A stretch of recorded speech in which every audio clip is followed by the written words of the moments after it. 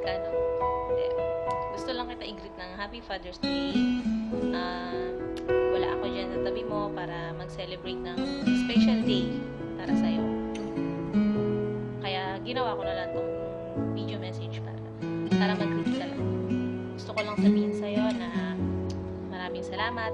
Thank you sa pag-aalaga mo sa mga anak natin, sa pag-aasikaso mo sa kanila, na alam ko minsan napagod ka na sa trabaho mo, pero andyan ka, inaasikaso mo sila, ginagampanan mo yung mga pagkukulang ko bilang isang ina.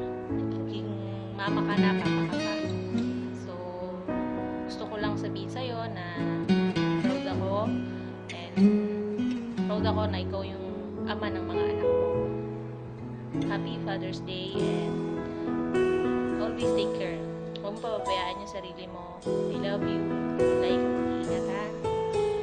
Para sa mga tatay dyan, tay, sa tatay ko, Happy Father's Day din.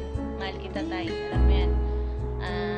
Salamat din kasi through ups and especially down, pag down ako, nandyan ka pa rin.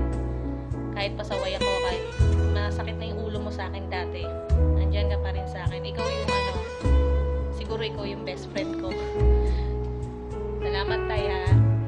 I love you. And sa mga tatay dyan, Happy Father's Day. Enjoy. Be ingat. I love you, I love you, I love you.